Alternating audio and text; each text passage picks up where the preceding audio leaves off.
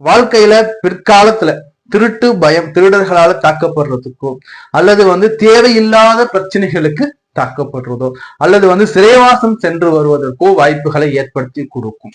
So இந்த ஜோதிடம்ங்கிறது உங்களுக்கு வழிகாட்டி தான். சோ நம்ம சொல்லக்கூடியதை நீங்க கேட்டு தெரிஞ்சுக்கும் போது உங்க வாழ்க்கையில ஒரு பிரிகேஷன் எடுத்துக்கலாம். யாருக்கும் லக்னத்து செவ்வாய் இருக்கும், கவனமா இருக்கு. ஏன்னா திருட்டு போறதுக்கு வாய்ப்புகள் இருக்கும்.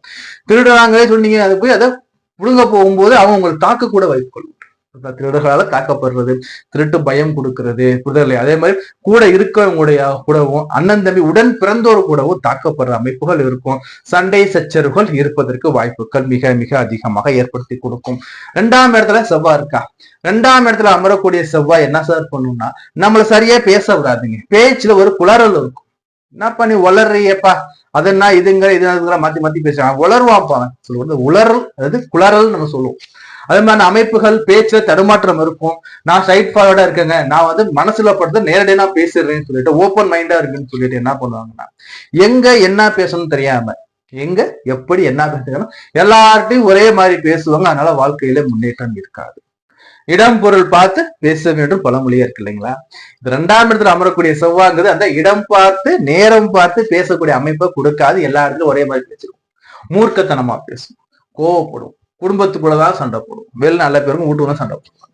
சோ அதே மாதிரி பாத்தீங்கன்னா பொருளாதாரத்தை இழக்கிற அமைப்பு இருக்கும். நல்லா சம்பாதிப்பாங்க, 2 செவ்வாய் நல்லா சம்பாதிப்பாங்க. யார்ட்டையும் கொடுத்து ஏமாறுற அமைப்பு கூட வரும். யார்ட்டையும் கொடுத்து ஏமாற அமைப்புகள் வரும். குடும்பத்திலையும் கொடுத்துட ஏமாந்துட்டேன்னு சொல்லக்கூடிய அமைப்போட 2ஆம் இடத்துல இருக்கக்கூடிய செவ்வாய் கொடுப்பாங்க.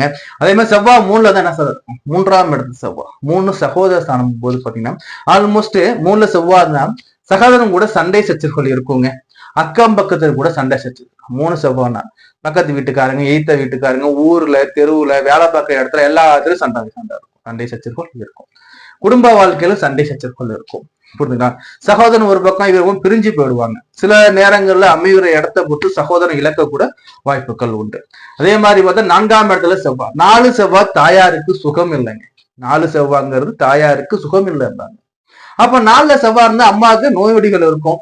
சிலருக்கு தாய் தந்தை இறக்கிற வாய்ப்பு கூட இருக்கும். தாய் தந்தை மரணிக்கிற வாய்ப்போட சில ஜாதக அமைப்பு கூட வருவதற்கு கூட வாய்ப்புகள் உண்டு. 4 செவ்வாய் வண்டி வாகனம் வீடு இவைகள் சார்ந்த வகையில பிரச்சனைகள் இருக்கும். ஒண்ணு வண்டியில பிரச்சனை இருக்கு, அல்லது வீட்டுல எனக்கு பிரச்சனைகள் இருக்கு. சிலருக்கு வீடு தீப்பற்றி எரிகிற அமைப்பு கூட ஏற்படுத்தி கொடுக்கும். புரியுதுனா இல்லையா? சிலருக்கு வீடு தீப்பற்றி அமைப்பு கொடுக்கும். 2வது தாயாருக்கு உடல்நல குறைவுகள் இருந்துகிட்டே இருக்கும். தாய் ஒரு பக்கம் மகன் ஒரு பக்கம் பிரிஞ்சு இருப்பாங்க. இல்ல அம்மாவை விட்டுட்டு இவ வெளிநாட்டுல இருக்கா, ஏதோ ஒரு சம்திங் ஹேப்பன், ஒண்ணு பெரியவ இருக்கும், இல்ல சண்டை சச்சரவுகள் இருக்கும். அம்மாவுடைய அந்த பழி பாவத்திற்கு ஆளா